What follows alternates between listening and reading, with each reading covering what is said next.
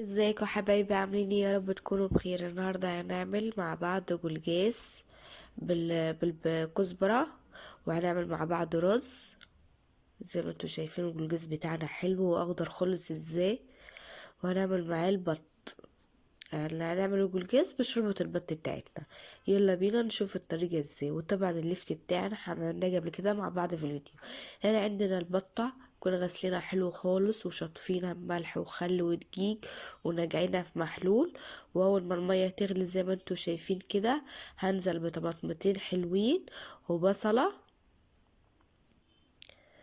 وبعد كده عند البطة هنزلها كده في المية،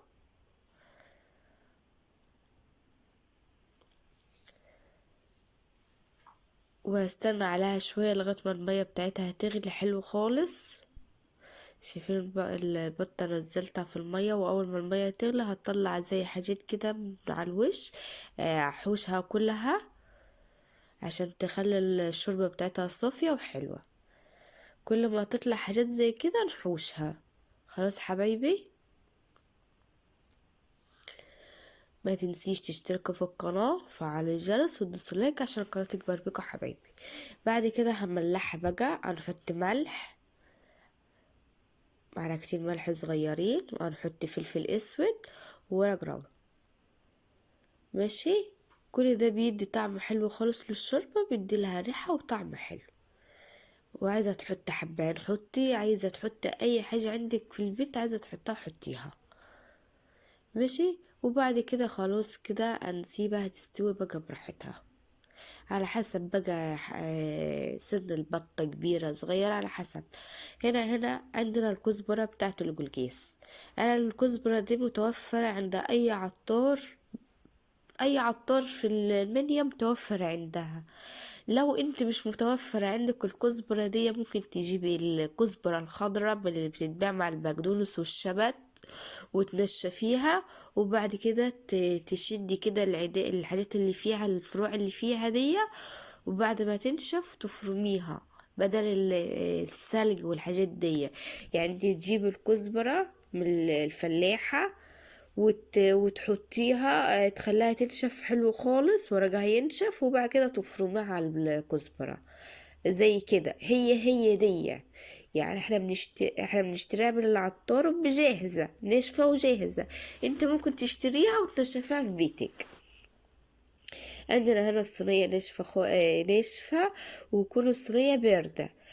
اول ما نفتح عليها النار، وبعد كده نحط البقدونس الكزبرة عفوا، وهنغلبها كده لغاية ما تسخن في ايديكي، تحسها هي خلاص سخنت. يعني درجة ايديكي تستحملها، مش عايزينها سخنة خالص. خلاص حبايبي، هنقعد نقلب كده فيها لغاية ما تسخن.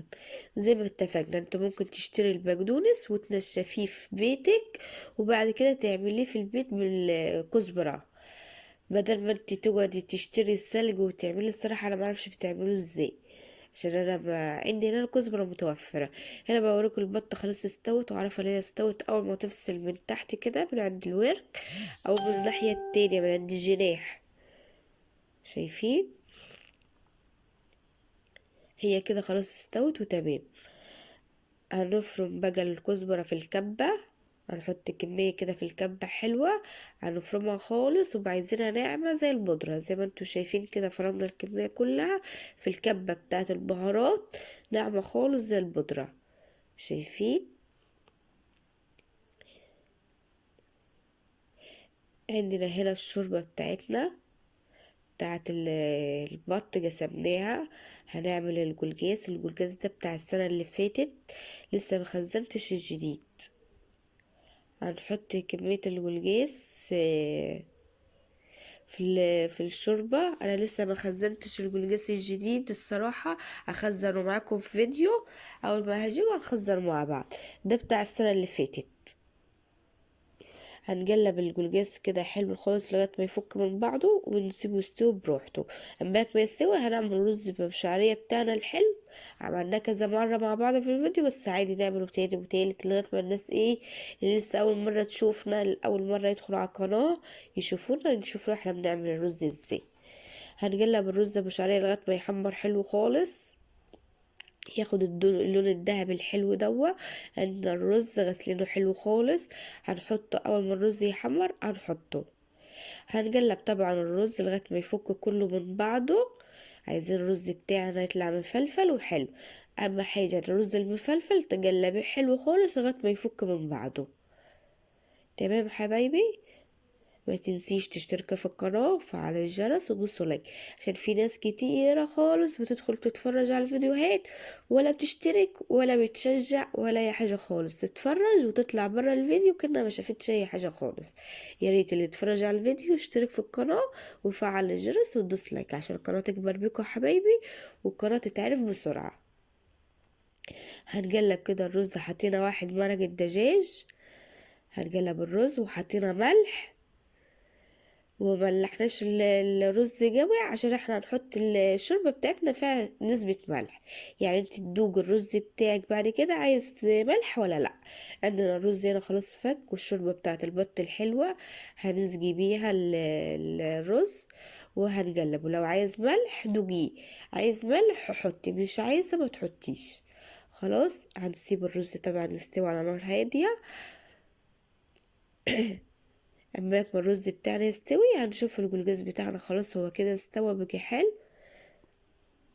شايفين الجلجاز حلو ازاي، خطير حلو. هنسيب الجلجاز بتاعنا يستوي. هنعمل بقى الطشة بتاعت الجلجاز. عندنا هنا سمنة بلدي هنحط عليها الثوم زي ما اتفقنا بقى بين الكزبرة، مش متوفرة طبعا في القاهرة والحاجات دي. انت الكزبرة مع البقدونس والشبت كتير عندكم اكيد. تجيب الكزبرة نشفيها في بيتك، تفرديها كده، تجيبي كمية وتفرديها، وبعد كده تشدي الحاجات العداد دي اللي فيها وتسيبي الورق بس، وبعد كده تفرميها او تشيلها في الفريزر. كل ما تعوزي في التلاجة، في جرد التلاجة من تحت، كل ما تعوزي تطلعي كمية كده وتفرميها في الكبة زي ما هي اللي احنا بنشتريها من العطار، هي اللي انت هتعملها في البيت. هنا خلاص التومة بتاعتنا اول ما تحمر زي ما انتوا شايفين كده، هننزل بكمية الكزبرة كلها. واول طبعا ما ننزل بكمية الكزبرة نقفل النار على طول عشان الكزبرة بتاعتنا ما تتحرقش، عشان دي بتتحرق بسرعة. هنقلبها كده حلو خالص في السمنة لغاية ما تشرب من السمنة بتاعنا، وهنطشه على طول على الجلجاس زي ما انتوا شايفين كده. هنقلبه كده حلو عشان الكزبرة توزع في الجلجاس كلها.